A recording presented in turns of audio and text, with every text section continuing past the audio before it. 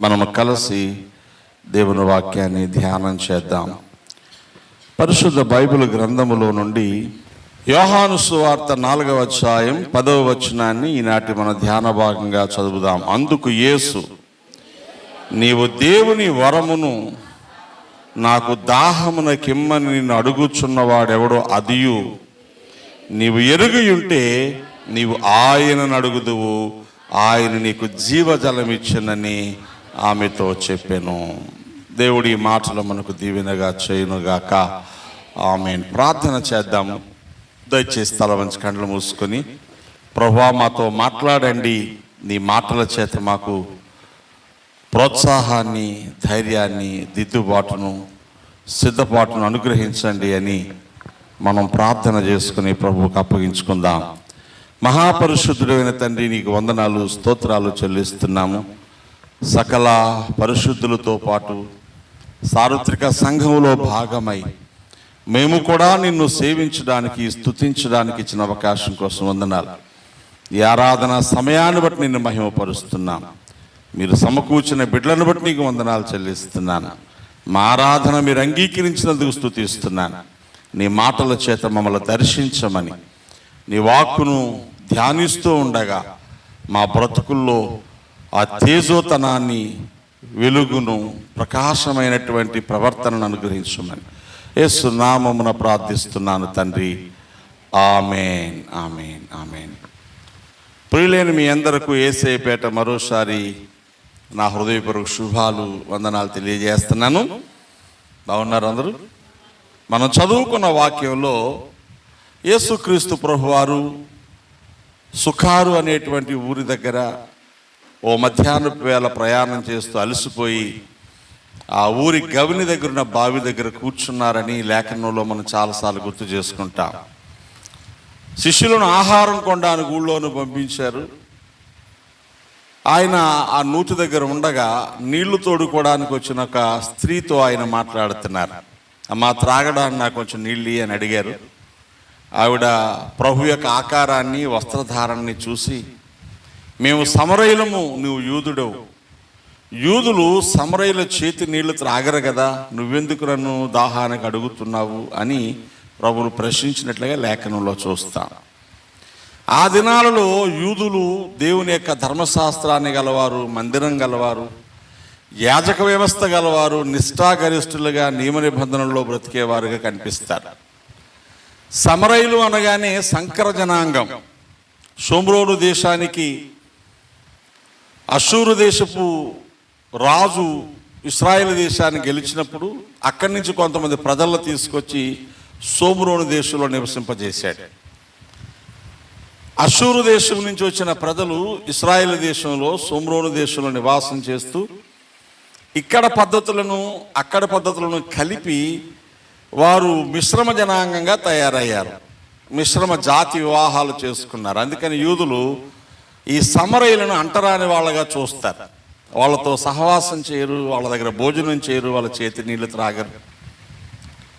ఈ స్త్రీ దాన్నే గుర్తు చేసుకొని, నువ్వు యూదుడవు కదా, సమరయ స్త్రీనైన నా చేతి నీళ్ళు ఎలాగడుగుతున్నావు అని అడిగింది లాజికల్గా.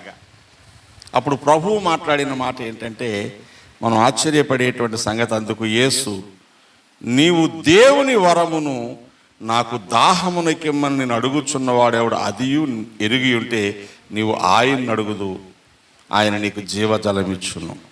ఆమెతో మాట్లాడుతున్నాడు. నువ్వు బయటికి కనిపించే రంగు చూసావు, బయటికి కనిపించే రూపాన్ని చూసావు, జాతిని గుర్తు చేసుకుంటున్నావు, కానీ అసలు నీ పట్ల దేవుడు అనుగ్రహించిన వరము నీకు అర్థం కాలేదు. దేవునికి స్తోత్రం కలిగిన గాక.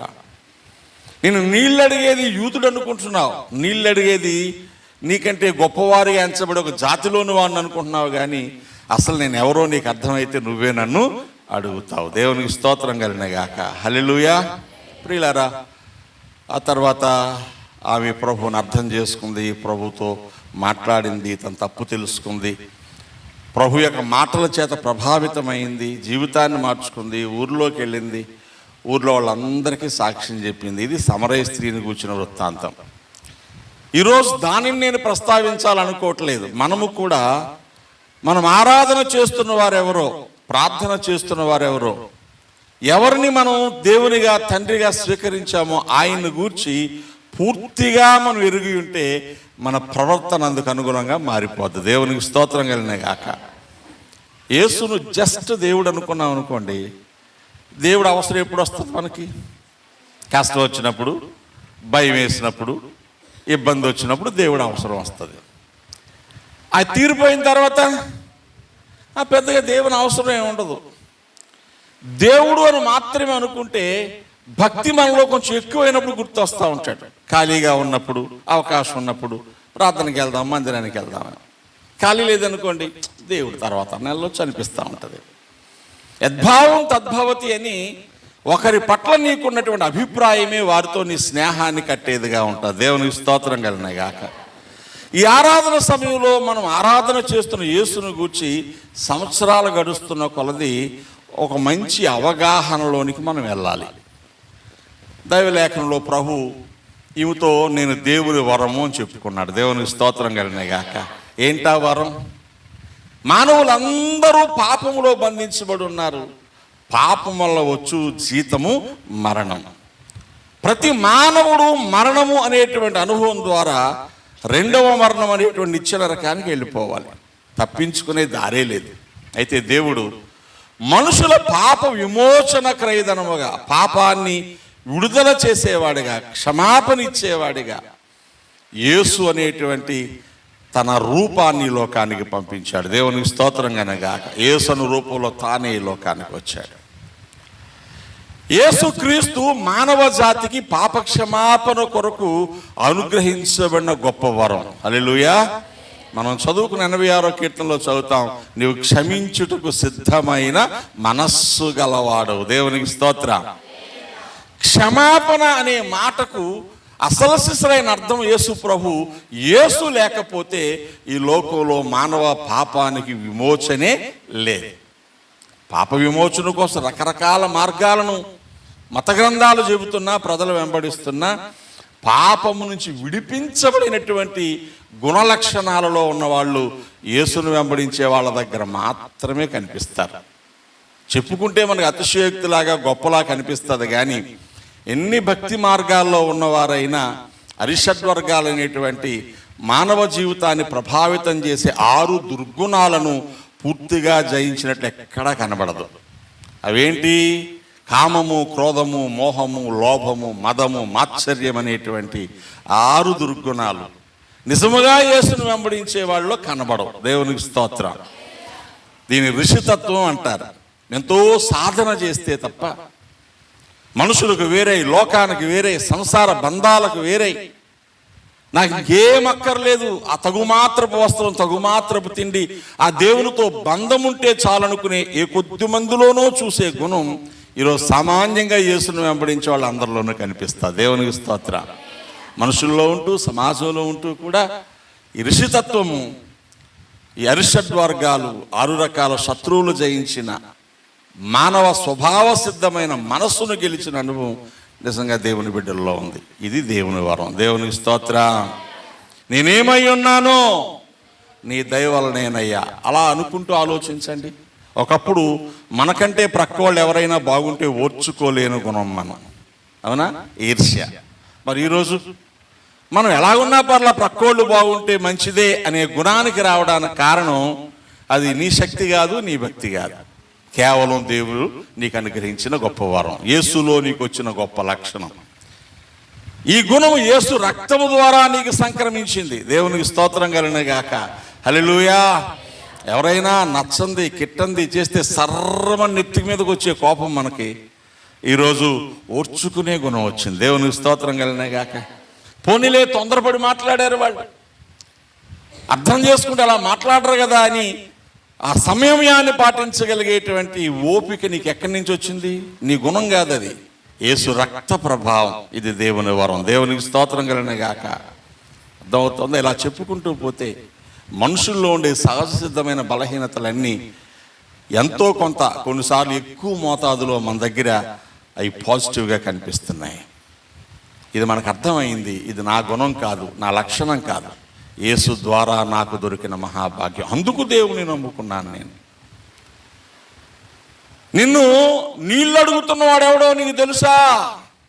మనుషుల బ్రతుకులు ఆరిపోకుండా ఎండిపోకుండా జీవ జలములు ఇవ్వగలవాడు. దేవునికి స్తోత్రం. నీ దగ్గర ఏదో దాహం కోసం నీళ్ళు అడుగుతున్నాడు అనుకోకు. ఇది బ్రతుకులనే చల్లార్చగలిగే నీళ్ళు ఇవ్వగల దేవుడు. అపోస్తల కార్యాల్లో భక్తుడైన పౌలు గారు ఒక చక్కని మాట చెప్తాడు. నిజముగా దేవుడు అనవాడు ఎలా ఉంటాడో, దేవుని లక్షణాలు ఎలా ఉంటాయో 17వ అధ్యాయానికి వచ్చేస్తే ఇలా రాయబడింది. మీరు చూడండి, ఆయన ఎంత గొప్పవాడంటే 25వ వచనం చదువుదాం, లేక 24 నుంచి చదువుదాం. 17వ అధ్యాయం 24. జగత్తును అందరి సమస్తమును నిర్మించిన దేవుడు ఈయనెవరు? నెంబర్ 1. జగత్తును అందరి సమస్తమును అనగా సమస్త విశ్వాన్ని, అందులో ఉన్నటువంటి సకల లోకాలు, గ్రహాలు, జీవరాశులు, పక్షులు, పశువులు, చెట్లు, whatever it may be, wherever the life is, అదేదైనా ఎక్కడ జీవం ఉందో అన్నిటినీ ఆయనే సృజించిన వాడు, సృష్టికర్త. తర్వాత తానే ఆకాశమునకును భూమికిని ప్రభువు అయి ఉన్నందున. రెండవది ఏంటి? ఆకాశానికి ఆయనే దేవుడు. ఆకాశంలో ఉన్నవి కానీ భూమిలో ఉన్నవి కానీ ఆయనకు తెలియకుండా ఏమీ లేవు, ఆయన చేయనివి ఏమీ లేవు. కాబట్టి మూడవది ఏంటండి? హస్తకృతములైన ఆలయములలో నివసి. నెంబర్ 1 అది. ఆయన గుణలక్షణాలు బట్టి నీకు అర్థం కావాల్సింది ఏంటి? ఇంత గొప్ప దేవుడు మనం చేతులతో కట్టిన ఆలయాల్లో ఉండడం, ఆ గుడికి వెళ్తే అక్కడ దేవుడు ఉంటాడు, ఈ గుడికి వెళ్తే ఇక్కడ దేవుడు ఉంటాడు అనేటువంటి ఆలోచన మనుషులు కలిగించినది. ఆయన ఎక్కడుండడు? ఎక్కడుండడు చెప్పండి? మనుషుల చేతులతో కట్టిన ఆలయాల్లో ఉండడు. మరి ఎక్కడుంటాడు? ఆయనే కట్టుకున్న ఆలయంలో ఉంటాడు. దేవునికి స్తోత్రం కలిగినాయాక. ఆయన కట్టిన ఆలయం ఏది? ఈ దేహము దేవుని వలన మీకు అనుగ్రహించబడి మీలో ఉన్న పరిశుద్ధాత్మకు ఆలయమై ఉన్నదని మీరు ఎరగరా అని 3వ అధ్యాయం 16వ వచనం, 3వ అధ్యాయం 19వ వచనం కొరింథీ మొదటి పత్రికలో భక్తులు చెప్పాడు. హస్తకృతమైన ఆలయాల్లో ఉండడం. ఎక్కడుంటాడు? మనమేమనుకుంటున్నాం, ఆ గుడికి వెళ్తే గుళ్ళో దేవుడు ఉంటాడు అనుకుంటున్నాం. కాదు, నీలో దేవుడు ఉంటాడు. దేవునికి స్తోత్రం. అలా మనలో దేవుడు ఉన్నాడు అనుకున్న వాళ్ళందరూ ఎక్కడ ఉంటారో అక్కడ దేవుడు ఉంటాడు. అది మందిరమా, చెట్టు కింద, వరండానా, వాకిలా, అది ఎక్కడైనా సరే.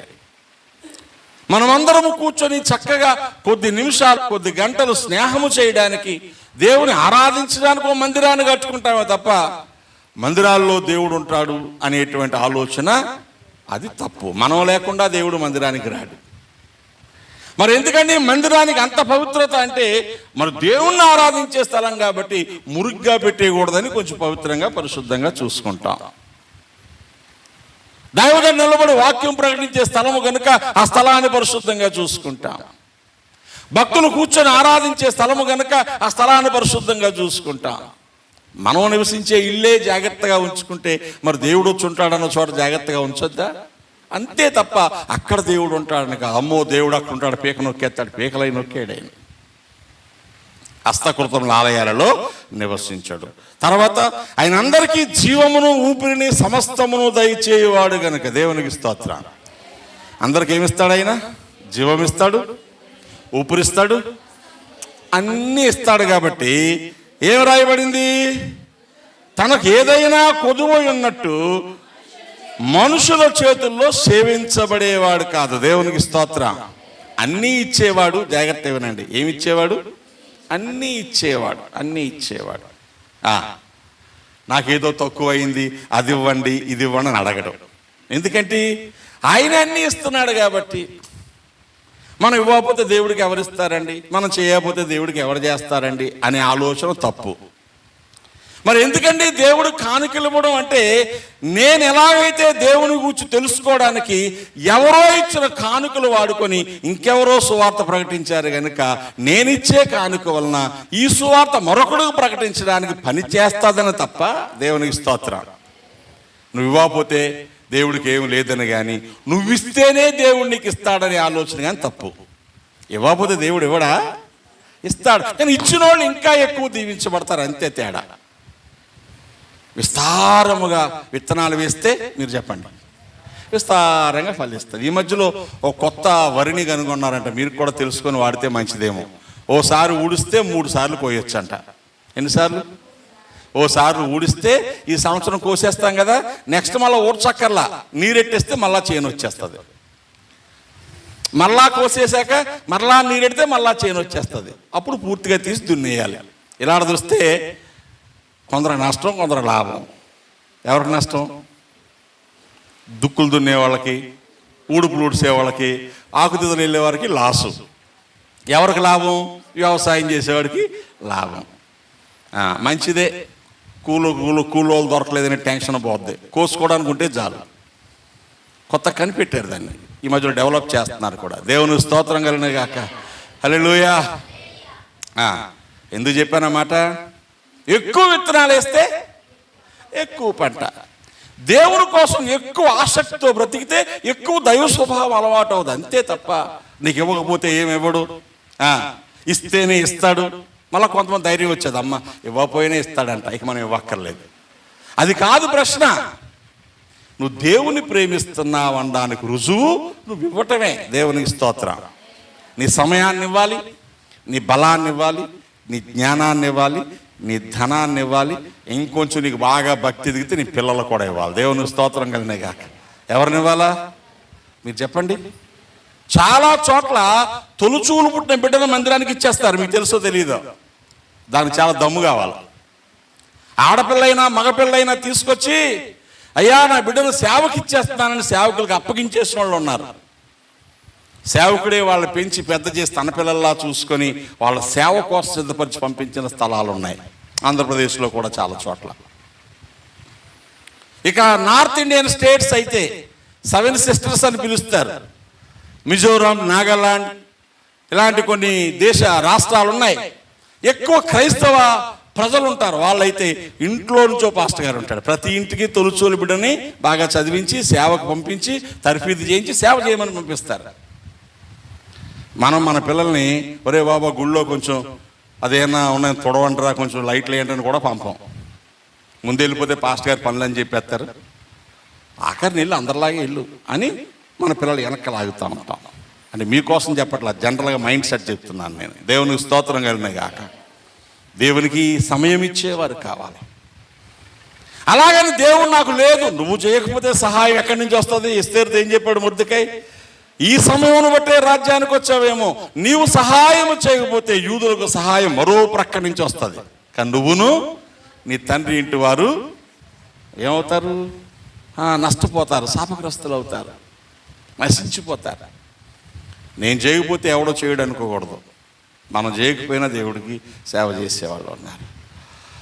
కనుక నువ్వు ఆరాధన చేస్తున్న దేవుడు ఎవరో నీకు క్లియర్గా తెలియాలి. ఆయన హస్తకృతం ఆలయాల్లో ఉండడు. ఆయన మనుషుల చేత నాకేదో తక్కువైందిరా బాబు నీకు ఇవ్వండి, నాకు చాలా రోజులు బట్టి పండుగ చేయలేదురా చెయ్యండి, నాకు చాలా రోజులు బట్టి కోళ్ళు కోయలేదురా కొయ్యండి, నాకు చాలా రోజులు బట్టి ఆకలి తీరేలా అన్నం పెట్టలేదురా పెట్టండి అని అడిగేవాడు కాదు. ఎందుకని? ఆయనే అన్నీ మనకి ఇచ్చే దేవుడు. మనమేదో ఆయనకి లేక ఇచ్చినట్టు కాదు. ఇవ్వడం మన గౌరవం, మన ప్రతిష్ట, మన ప్రేమకు రుజువుగా ఇస్తున్నాం. దేవునికి స్తోత్రం కలిగిన గాక. హల్లెలూయా. కాబట్టి యేసుప్రభు అంటారు, నీళ్ళు అడిగినంత మాత్రాన నాకు నీళ్ళు లేవని, కానీ నువ్వు నీళ్ళు అవ్వకపోతే గొంతు ఎండిపోయి చచ్చిపోతాను అనుకుంటున్నావేమో. నేను దేవుని వరము నీకోసం ఈ లోకాన్ని పంపించబడ్డవాడిని, నీకు జీవజలం ఇచ్చేవాడిని. ఈరోజు నువ్వు ఆరాధన చేస్తున్న ప్రభు ఎవరో నీకు అర్థం అవ్వాలి. నేను ఒక 4-5 మాటలు ప్రభు తనన కోసం తాను చెప్పిన మాటలు మీకు గుర్తు చేస్తాను. ఆయన ఆ కోణంలో అర్థం చేసుకుంటే నీ బ్రతుకు దీవెనకరంగా మారిపోతుంది. దేవునికి స్తోత్రం కలిగిన గాక. మత్తయి సువార్తలోనికి రండి, త్వరగా ఈ మాటలు నేను చెప్తాను. మత్తయి సువార్త 11వ అధ్యాయంలో ప్రభువారు మాట్లాడుతూ బాప్తిస్మిచ్చి యోహానుని చూడ్డానికి వెళ్ళినటువంటి శిష్యులతో, జనసమూహాలతో ప్రభు ఇలా చెప్పారు. 9వ వచనం, మత్తయి సువార్త 11:9. మరి ఏమి చూడ వెళ్ళితిరి? ప్రవక్తనా? అవును గాని ప్రవక్త కంటే గొప్పవానినని మీతో చెప్పుచున్నాను. దేవునికి స్తోత్రం. హల్లెలూయా. బాప్తిస్మిచ్చి యోహాన్ని చూడ్డానికి అరణ్యంలోనికి వెళ్ళి చాలా మంది బాప్తిస్మిచ్చి యోహాన్ దగ్గర బాప్తిస్మాలు తీసుకున్నారు. ప్రభువు కూడా ఆయన దగ్గరే బాప్తిస్మం తీసుకున్నాడు. బాప్తిస్మిచ్చి యోహాను ప్రభువు దగ్గరకు కబురు పెట్టాడు శిష్యులతో, ఇదిగో మేమెవరో ఒక ప్రవక్త వస్తాడని మేము చూస్తున్నాం, ఆ వచ్చే ప్రవక్త నువ్వేనా, ఇంకెవరి కోసమైనా మేము కనిపెట్టాలా అని అడగమన్నాడు. అప్పుడు బాప్తిస్మిచ్చి యోహానుకి ప్రభు సమాధానం ఏం చెప్పారంటే, గుడ్డివారు చూస్తున్నారు, కుంటివారు నడుస్తున్నారు, కుష్ఠరోగులు శుద్ధులవుతున్నారు, చెవిటివారు వింటున్నారు, చనిపోయిన వారు లేపబడుతున్నారు, బీదలకు సువార్త ప్రకటించబడుచున్నది.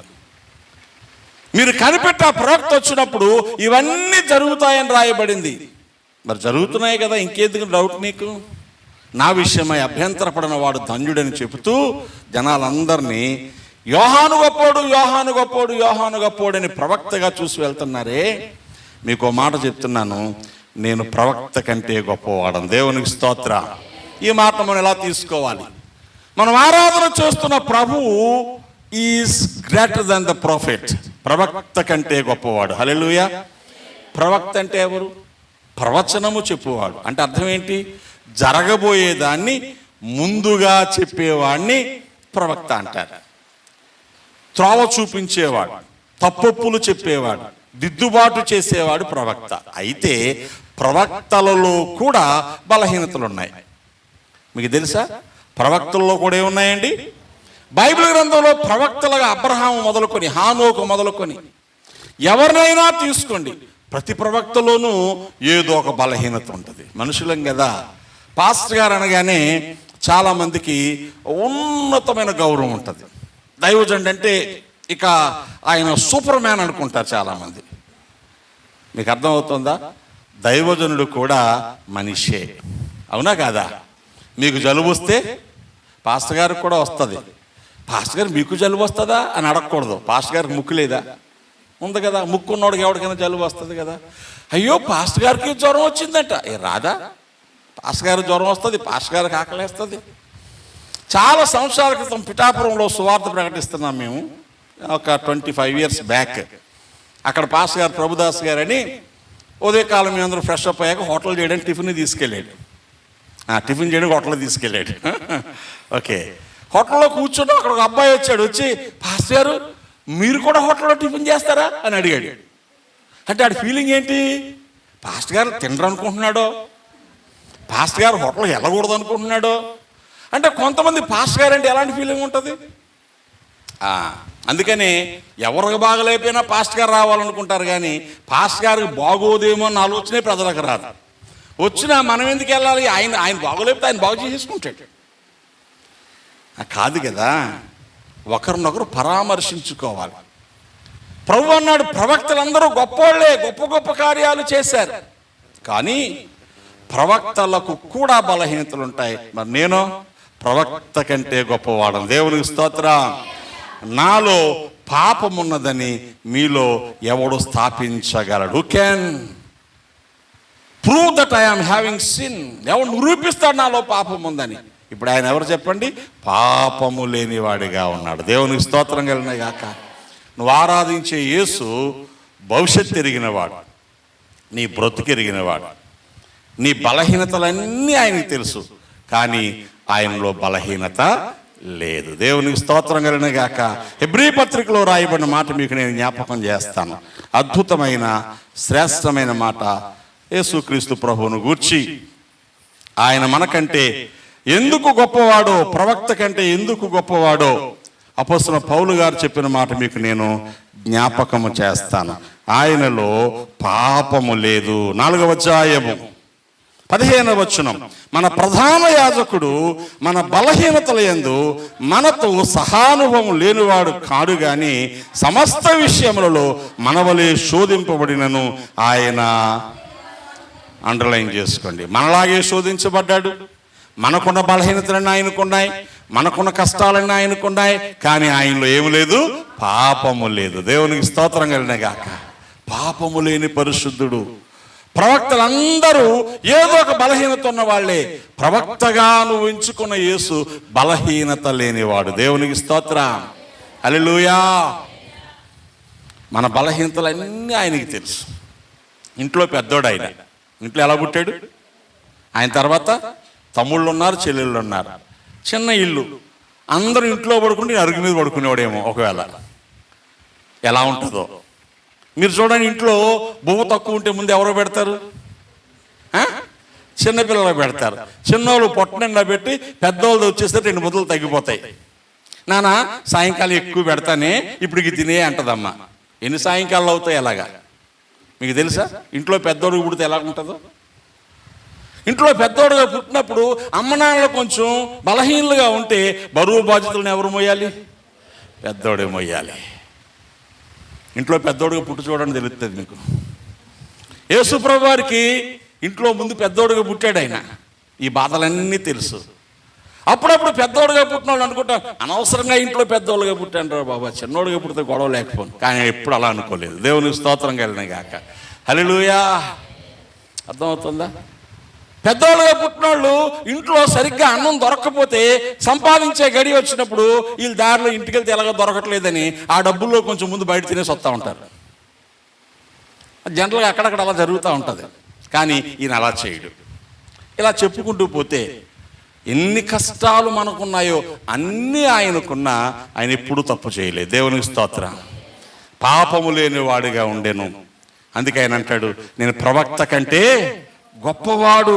దేవునికి స్తోత్రం కలిగిన గాక. నువ్వు ఆరాధన చేస్తున్న యేసు ప్రవక్త కంటే గొప్పవాడు. ఆ రెండో మాట ఏం చెప్పాడు చూడండి. మత్తయి సువార్త 11వ అధ్యాయంలో కిందకు వచ్చేసరికి 11వ వచనంలో అంటాడు, స్త్రీలు కనిన వారిలో యోహాను, బాప్తిసమిచ్చు యోహాను కంటే గొప్పవాడు పుట్టలేదని నిశ్చయముగా చెప్పుచున్నాను. యోహాను కంటే గొప్పవాడు పుట్టలేదు, నేను నిశ్చయముగా చెప్పుచున్నాను. కానీ అతడు కూడా ఎలా అయిపోతాడు? ఆయనను పరలోక రాజ్యములో ఎవడైతే అల్పుడుగా ఉంటాడో ఈ యోహాను కంటే గొప్పవాడు. దేవునికి స్తోత్రం. ప్రవక్తే కానీ అనుమానం ఉంది, ప్రవక్తే బలహీనత ఉంది. కానీ యేసులో పరలోక రాజ్యంలో ఆయనే గొప్పవాడు. భూమి మీద అందరికంటే గొప్పవాడైన యోహాను పరలోకానికి వెళ్ళగానే అందరికంటే అల్పుడైపోయాడు. మరి ప్రభు భూమి మీద అందరికంటే తక్కువ వాళ్ళ కనబడుతున్నాడు, కానీ ఆయనే పరలోక రాజ్యానికి అధిపతి. దేవునికి స్తోత్రం కలిగినగా. నువ్వు ఆరాధన చేస్తున్నాడు ఎవరు? గొప్పవాడు, మంచివాడు, పరిశుద్ధుడు, అందరికంటే శక్తివంతుడు, పాపము లేనివాడు. ఇది అర్థమైతే ఆయన ఆరాధన చేయడానికి ఏం చేయాలి? మనం ఆయనకి ఏది ఇష్టమో అది పట్టుకొచ్చి మనం పూజించే అలవాటు మనకుంది కదా, అవునా?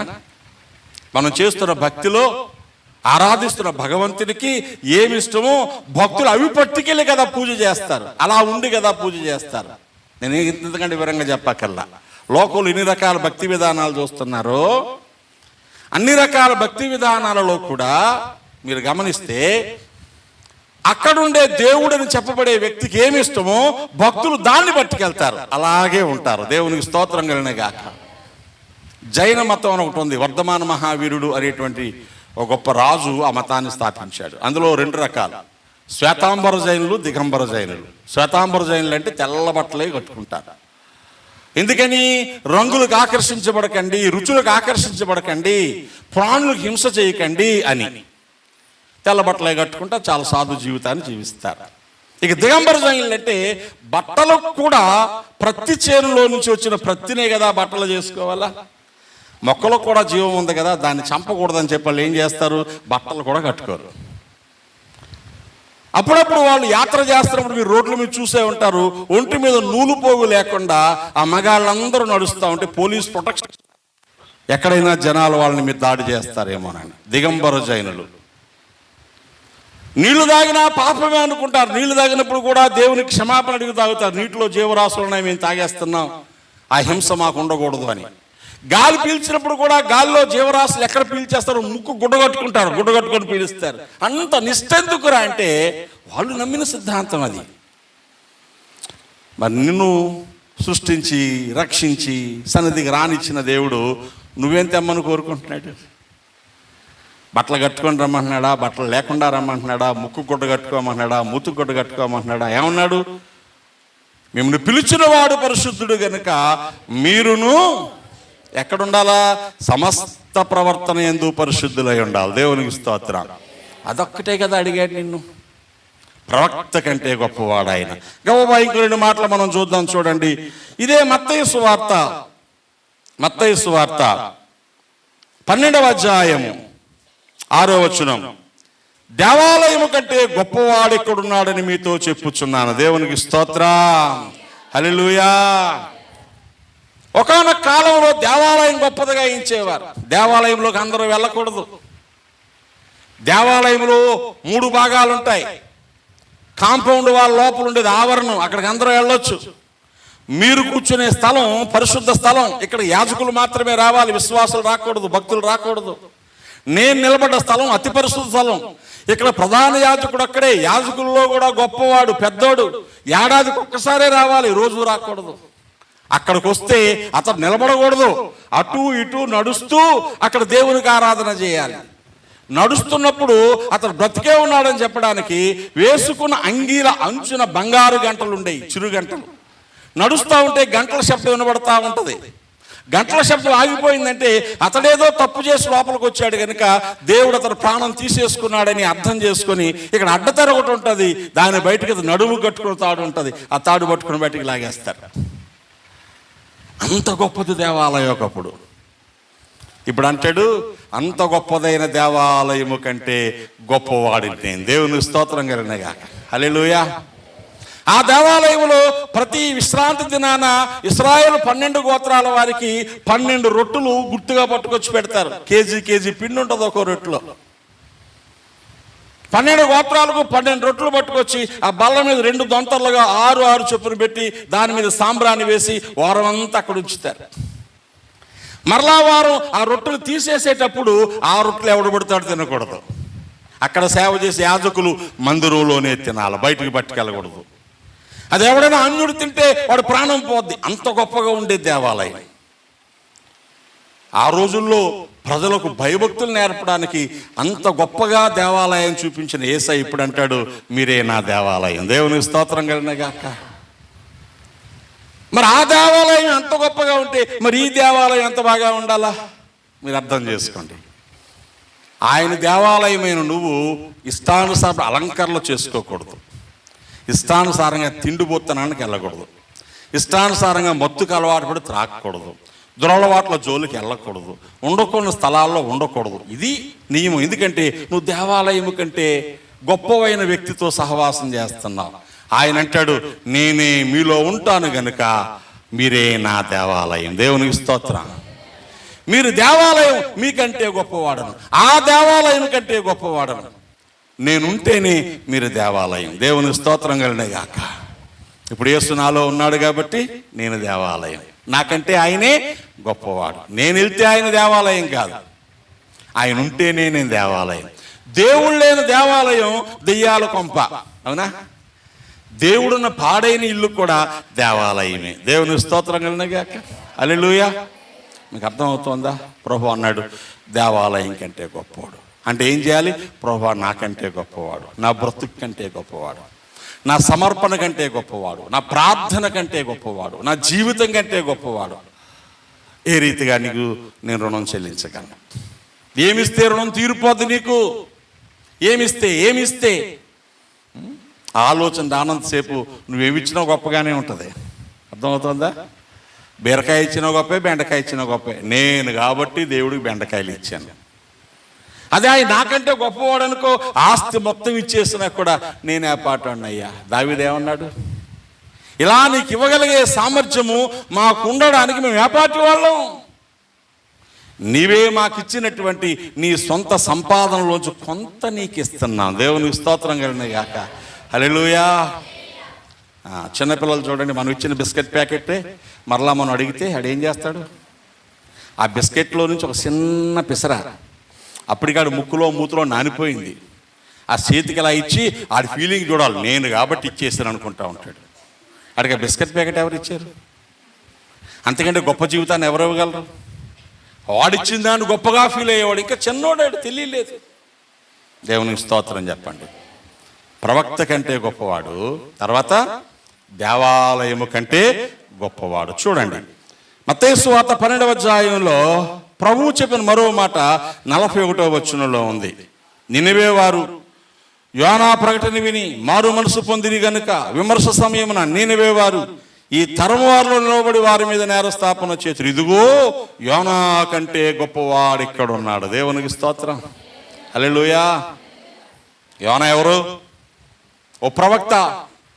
ఇశ్రాయేల్ దేశంలో ఉన్నాడు. అషూరు దేశం నినివే పట్టణానికి వెళ్ళి మీ పాపం ఘోరమైంది కాబట్టి దేవుడు మీ ఊరిని నాశనం చేసేస్తున్నాడని చెప్పమని దేవుడు పంపిస్తే భయపడి వెళ్లకుండా వాడు అడుక్కుపోయి వేరే ఊరు వెళ్ళిపోదామని డబ్బులు ఇచ్చి అక్కడ పడుకున్నాడు. దేవుడు సముద్రంలో తుఫాను పుట్టించి వాళ్ళందరూ తుఫాను ఎవరోలో వచ్చిందో చీట్లే తెలుసుకొని యోనా వల్లే వచ్చిందని అర్థమై యోనా కాళ్ళు చేతులు కట్టి సముద్రంలో పడేశారు. ఓ పెద్ద చేప వచ్చి యోనాని మింగేసింది. యోనా చేప కడుపులో 3 రోజులు ఉన్నాడు. ఏడ్చాడు, తప్పైపోయిందయ్యా నన్ను బ్రతికించు. చేప తీసుకెళ్లి ఒడ్డుని కక్కింది. మరలా వెళ్ళి ఆ ఊరిలో ప్రకటించాడు. ఆ ఊరు వాళ్ళందరూ మారు మనసు పొంది వారి పాపాన్ని విడిచిపెడితే నాశనం చేస్తా అన్న దేవుడు ఆ ఊరిని నాశనం చేయకుండా కాపాడాడు. దేవునికి స్తోత్రం. ఓసారి మాట తప్పి, ఓసారి దారి తప్పి, ఇంకోసారి బుద్ధి తెచ్చుకొని అక్కడికి వెళ్ళి ప్రకటిస్తే ఊరు వాళ్ళందరూ మారు మనసు పొందారు. నినివే వాళ్ళు గొప్పవాళ్ళు అయిపోయారు. యోనా గొప్ప ప్రవక్త అయిపోయాడు. యేసయ్య అంటాడు, ఆ యోనా కంటే నేను గొప్పవాడిని. దేవునికి స్తోత్రం. యోనా 3 రాత్రింబగలు తిమింగలం కడుపులో ఎలా ఉన్నాడో నేను 3 రాత్రింబగలు సమాధిలో ఉంటాను. దేవునికి స్తోత్రం. యోనా ప్రాణం కాపాడమని దేవుణ్ణి అడిగాడు. నేను నా ప్రాణాన్ని మీకోసం పెట్టి నేను మరలా దాన్ని తీసుకొనగలను. నేను యోనా కంటే గొప్పవాడను. యోనా ప్రకటిస్తే ప్రజలు మారు మనసు పొందారు. వారి పాపం క్షమించబడింది. నేను మీరు అడిగితే మీ పాపాన్ని క్షమిస్తాను, మీరు పరలోకానికి చేర్చబడతారు. ఎవరు గొప్పోడు? ఇచ్చేవాడు గొప్పోడా? తీసుకునేవాడు గొప్పోడా?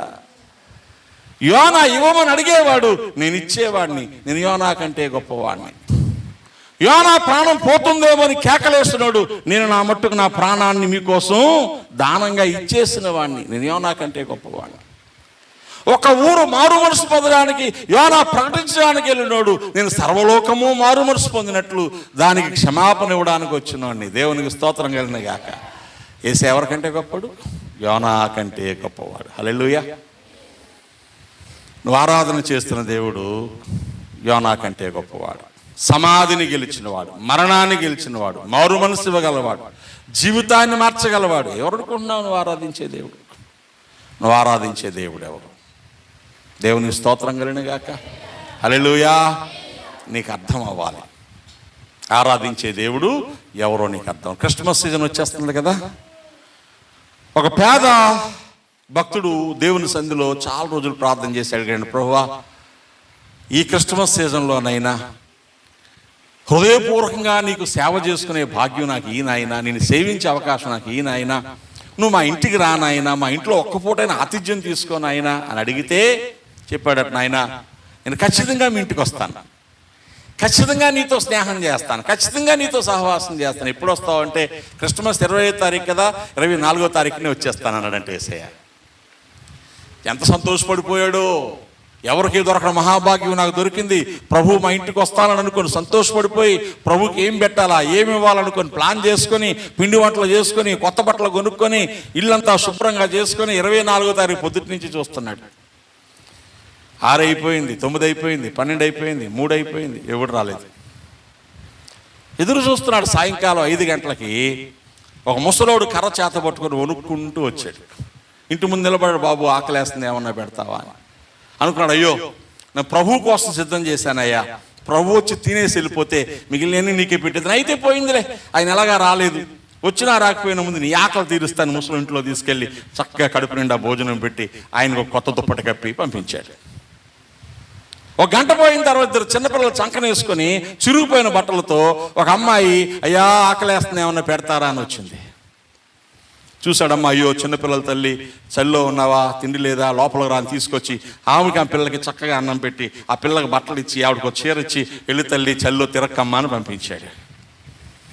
రాత్రి 9 గంటలకు ఒక కుటుంబం త్రోవంట పోతూ, అయ్యా మా పిల్ల ప్రసవ వేదన పడుతుంది, నొప్పులు పడుతుంది, మా పిల్లకి కొంచెం వెచ్చగా నీళ్లు కావాలి, వస్త్రాలు లేవనగానే ఓబా వచ్చి నీళ్ళు ఇచ్చి పాలిచ్చి బట్టలు ఇచ్చి అమ్మ చాలా జాగ్రత్త తీసుకెళ్ళి పక్కన ఆసుపత్రిని చెప్పి పంపించాడు. 11:30 అయిపోయింది, యేసయ్య రాలేదు. మోకరించాడు, ఏడుస్తున్నాడు. ప్రభువా ఇలా మాట ఇచ్చి తప్పడం మంచిదేనా, ఎంత ఆశపడ్డాను నువ్వు వస్తానని, నువ్వు వస్తే నేను సేవ చేసుకోవాలని, నిన్ను సంతోషపరచాలని. రాలేదు ప్రభా, నేను ఎంత ఆశపడ్డాను. రేపొద్దున అందరూ అడుగుతారు, ప్రభు వస్తాడన్నాడు, నువ్వు చెప్పావు వచ్చాడు అని అడుగుతారు. ఏం చెప్పను ప్రభా? ఏడుస్తున్నాడు. అలా మోక నిద్రపోయాడు. కాసేపటికి తల మీద ఎవరులా చెయ్యి అంటున్నారు. చూస్తే ప్రభు పక్కన కూర్చో అన్నాడు. దేవునికి స్తోత్రం కలిగినగాక. ప్రభా ఏమి నాయన ఇలా చేసావు, ఎక్కడ లేట్ అయిపోయింది, ఇప్పుడు వచ్చావేంటి నాయన అంటే, రే బాబు నీకు చెప్పినట్టు వచ్చాను రా నేను. దేవునికి స్తోత్రం కలిగినగాక. నీ ఇంటికి ముసలితనంలో నలిగిపోయిన ముసలాళ్ళలాగా వచ్చింది నేనే. నువ్వు చాలా మర్యాద చేసావు నాకు. నీ ఇంటికి చిన్న బిడ్డలు ఎత్తుకొని చిరిగిపోయిన బట్టలతో ఆకలితో వచ్చిన స్త్రీ నేనే. ఎంత అద్భుతంగా నువ్వు ఉపకారం చేసేవరా. చివరికి ప్రసవవేదన పడుతూ దిక్కు లేకుండా వచ్చిన ఆ బిడ్డను నేనే. నువ్వు ఎంత బాగా నాకు సేవ చేసి రాలేదంటావేంట్రా? నీ వంటి నీ సహోదరులు ఒకరికి నువ్వు చేసావు గనుక నాకు చేసినట్టే. దేవునికి స్తోత్రం. సంతోషపడిపోయాడంట. అయ్యో ప్రభువా, ఇన్ని రోజులు బట్టి నువ్వు గెడ్డాలు వేసుకొని, నువ్వు జుట్టు వేసుకొని, నువ్వు అంగీ వేసుకొని, నువ్వు ఇలా చేయట్టుకొని వస్తావు అనుకుంటున్నాను నేను. అలా రావానైనా నువ్వు మాలో ఉన్నవారు, మాతో ఉన్నవారు, బాధలో ఉన్నవారిలో వస్తావా? అయితే ప్రభు ఈ రోజు నుంచి రోజు నాలాంటి వాళ్ళు ఒకరికైనా సాయం చేస్తే నీకు చేసినట్టే. దేవునికి స్తోత్రం కలిగినాయి కాక. నీకు అర్థమవుతుందా నీ ప్రభు ఎలా ఉంటాడో? నీకు అర్థమవుతుందా? అందుకని మన ప్రభువుకి ఎలాగైనా సేవ చేసే అవకాశం రావాలని నేను ప్రోత్సహిస్తూ ఉంటాను. పేదలను కనికరించండి, రోగులు కనికరించండి, దిక్కులేని వారికి సహాయపడండి, సేవలో నలిగిపోయే వారిని ఆదరించండి. అప్పుడు ఎవరిని ఆదరించినట్టు? ఎవరికంటే గొప్పవాడైనా? యోనా కంటే గొప్పవాడు. దేవునికి స్తోత్రం. సాటి మనుషుల కంటే గొప్పవాడు. మన ఇంటికి బడాయి చేస్తా వచ్చినాడు సీసాలు తెచ్చిస్తూ ఉంటారు కొంతమంది. మన ఇంటి గొప్పలు చెప్పేవాళ్ళు కోళ్ళు కోసి గారిలోని భోజనాలు పెడతా ఉంటారు కొంతమంది. దిక్కుముక్కు లేని వాళ్ళు ఎంతమంది మన కళ్ళ ముందు కనబడుతున్నారు. పండగ సీజన్లో కూడా ఆసుపత్రిలోనే ఉండిపోయి నలిగిపోతాడు ఎంతమంది కనబడతారు. పండగ సెలబ్రేట్ చేసుకోలేక, బయటికి వెళ్ళలేక, రోగంతో ఉన్న వాళ్ళు బాగుపడలేక. ఇది అర్థం కావాలంటే మనం ఏం చేయాలి? ఎప్పుడైనా 10 రోజులు ఆసుపత్రిలో ఉండాలా? కొందరు ఉన్నాం కదా, ఉన్న వాళ్ళకి అర్థమవుతుందా ఎలా ఉంటుందో?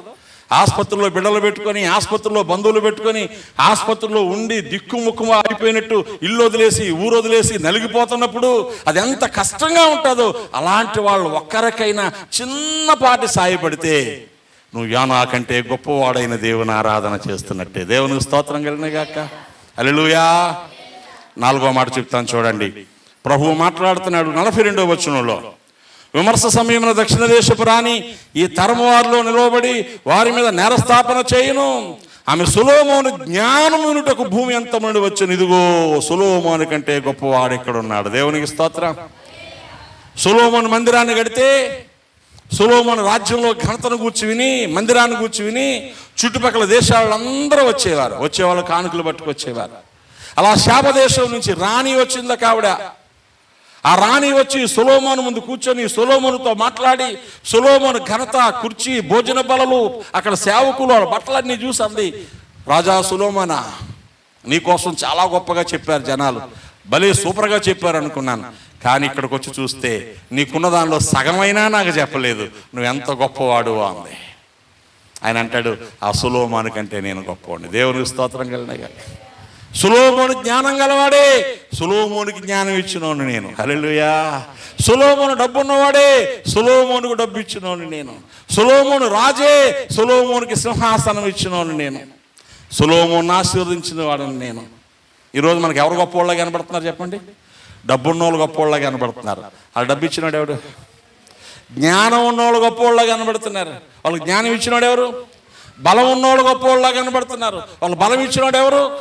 పేరు ప్రఖ్యాతులు ఉన్న వాళ్ళు గొప్పవాళ్ళగా కనబడుతున్నారు. వారికి పేరు ప్రఖ్యాతులు తెచ్చినోడు ఎవడు? నువ్వు ఆరాధించే దేవుడు ఎవరు? అన్నీ ఇవ్వగలవాడు. దేవునికి స్తోత్రం కలిగినగాక. ఏమైనా చేయగలవు. పాట పాడుతున్నారు ఈ మధ్యలో, మీకు కూడా వచ్చో లేదో నాకు. ఏమైనా చేయగలవు, స్థిరపరచువాడవు, బలపరచువాడవు, పడిపోయిన చోటే నిలబెట్టువాడవు. ఆ ఏమైనా చేయగలవాడు. ఏమైనా ఉన్నవాడిని చూసి మనం అక్కడే ఆగిపోతున్నాం. ఏమైనా చేయగలవాడిని చూడాలి. దేవుని స్తోత్రం కలిగినగాక. ప్రియులారా, ఆమెతో చెప్పిన మాట, దేవుని వరం నీకు అర్థం కాలేదు. నీతో మాట్లాడేవాడు ఎవడో నీకు అర్థం కాలేదు. నీకు అర్థమవుతుందా నీతో మాట్లాడేవాడు ఎవరో? నీకు అర్థమవుతుందా ఎవరు నువ్వు ఆరాధన చేస్తున్నావు? నీకు అర్థమవుతుందా నువ్వు ఎవరి సన్నిధిలో ప్రతి వారం కూర్చుంటున్నావు? నీకు అర్థమవుతుందా ఎవరికి నువ్వు ప్రార్థన చేస్తున్నావు? నీకు అర్థమవుతుందా ఎవరు నా తండ్రి అని నువ్వు చెప్పుకుంటున్నావు? అందుకు తగ్గట్టు నువ్వు బ్రతికితే దేవునికి స్తోత్రం కలిగిన గాక. నా కుమారుడా, నువ్వు ఎల్లప్పుడూ నాతో ఉన్నావు, నాకున్నదంతయు నీదే అని చెప్పే దేవుని మాట మనకు అర్థం అవుతుంది. ప్రియులారా, మన హృదయాలు పరిశీలన చేసుకుందాం. మన కోసం మనం బ్రతుకుతున్నాం, గొప్ప ఏం కాదు. ఎవరి కోసం వాళ్ళు బ్రతకడం గొప్ప? మీరు చెప్పండి. మరి ఇంకెవరి కోసం బ్రతకాలా? ఎవరి కోసం బ్రతకాలా?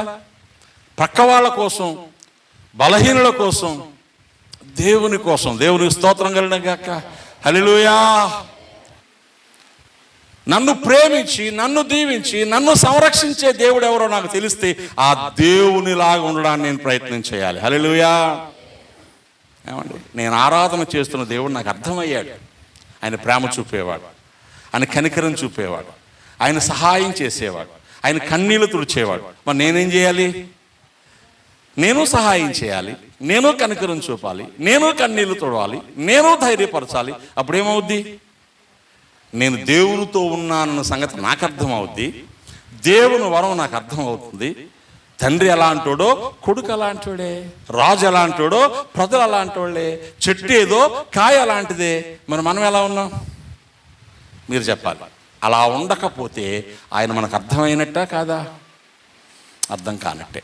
కాబట్టి ప్రియులారా, ఈ ఆరాధన సమయంలో ఆ సమరస్థితితో ప్రభువు చెప్తున్నారమ్మా, నీళ్ళు అడిగినంత మాత్రాన్ని నువ్వు జాతి భేదం ఎంచుతున్నావు, లెక్కలు చెప్తున్నావు, లాజిక్ మాట్లాడుతున్నావు. నీకు దేవుని వరం అర్థమైతే, నేను నీళ్ళు అడిగేవాడు ఎవడో నీకు అర్థమైతే నువ్వే ఆయన్ని అడుగుతావు, ఆయన నీకు జీవజలాన్ని ఇస్తాడు. దేవునికి స్తోత్రం. మనం చెప్పాలి, ప్రభువా నాకు అర్థమయ్యావు నాయనా. జీవజలం ఇచ్చే దేవుడు, జీవితాన్ని ఇచ్చే దేవుడు, స్థితిగతులు మార్చే దేవుడు, మేలు చేసే దేవుడు. నీకు తగ్గట్టుగా బ్రతకడం నాకు నేర్పు. నీ బిడ్డగా నేను బ్రతకాలి. నీ చెట్టుకు కాసిన కాయలాగా అదే గుణం నా బ్రతుకులో ఉండాలి. నువ్వు రాజు, నీ చేత పాలించబడేటువంటి రాజ్యముగా అవే లక్షణాలు నేను కలిగి ఉండాలి. ఆ కనికరముతో నన్ను అభిషేకించు అని మనం ప్రార్థన చేద్దాం. దయచేసి మోకరించండి, మనం ప్రార్థన చేసుకుందాం. నువ్వు ఆరాధించే దేవుడెవరు? ప్రవక్త కంటే గొప్పవాడు, బలహీనతలు లేనివాడు. నువ్వు ఆరాధించే దేవుడెవరు? ఇదిగో దేవాలయం కంటే గొప్పవాడు, నిన్ను దేవాలయంగా మార్చేవాడు. నువ్వు ఆరాధించే దేవుడెవరు? యోనా కంటే గొప్పవాడు, మరణాన్ని గెలిచి పునరుద్ధానుడై ప్రజలకు మారు మనసు అనుగ్రహించేవాడు. నువ్వు ఆరాధించే దేవుడెవడు? సొలొమోను కంటే గొప్పవాడు, మహాజ్ఞానం గలవాడు, ఆయుష్నిచ్చేవాడు, ఆరోగ్యం ఇచ్చేవాడు, ఆస్తులు ఇచ్చేవాడు, దేవాలయాన్ని కట్టేవాడు. ఆయన దేవాలయం కంటే గొప్పవాడు, ప్రవక్త కంటే గొప్పవాడు, ప్రవచించేవాని కంటే గొప్పవాడు. నీతో స్నేహం చేయడానికి, నిన్ను దీవించడానికి నీతో ఉన్నవాడు. ఆయనకు అప్పగించుకుంటావా? దేవా దేవా, నీ వల్లే బ్రతకడం, నీకు ఇష్టంగా బ్రతకడం, నీతో స్నేహం చేయడం మాకు నేర్పించు తండ్రి అని అడుగుదాం. మనం ప్రార్థన చేసుకుందాం. ప్రభు పాదాలు పట్టుకోండి. ఒక్క నిమిషం మనసు తెరచి, నోరు తెరచి దేవునితో చెప్పండి, అయ్యా నువ్వు గొప్పవాడువయ్యా, మంచివాడువయ్యా, ప్రేమగలవాడువయ్యా, కనికర పూర్ణుడువయ్యా. ఇదిగో నేను నిన్ను సేవిస్తున్నానని చెప్పడానికి రుజువుగా నీకు నచ్చినట్టుగా బ్రతకడం నాకు నేర్పు. మనం ప్రార్థన చేసుకుందాం. పరిశుద్ధుడైన తండ్రి, నీకు వందనాలు. ఈ మాటలు మాలో ఫలింప చేయండి. నీ మాటల్లో ఉన్న జీవము మాకు అర్థమయ్యేలా, మా జీవితాల్ని నింపేలా చేయండి. నీ బిడ్డలమని చెప్పుకుంటూ నీకు తగినట్టుగా బ్రతకకపోతే, అయ్యో లోకంలో నీ ప్రేమకు రుజువులుగా, నీ కనికరానికి రుజువులుగా, నీ మంచితనానికి రుజువులుగా, నీ వాత్సల్యానికి రుజువులుగా మేము బ్రతకపోతే, అయ్యా నీ బిడ్డలమని చెప్పుకునే ప్రయోజనం ఏంటి? నీకు తగ్గట్టుగా బ్రతకడం నేర్పించు. మా వరము నువ్వే, మా జీవము నువ్వే, మా జీవితం నువ్వే, మా భవిష్యత్తు నువ్వే, మా ఆశీర్వాదము నువ్వే. నీకు ఇష్టలుగా బ్రతకడం నేర్పించు. మహిమగంత ప్రభావాలు మీరు పొందమని యేసు పరిశుద్ధ నామమున ప్రార్థించి వేడుకున్నాను తండ్రి. ఆమేన్, ఆమేన్. దేవుని కృప మీకు తోడై ఉండుగాక.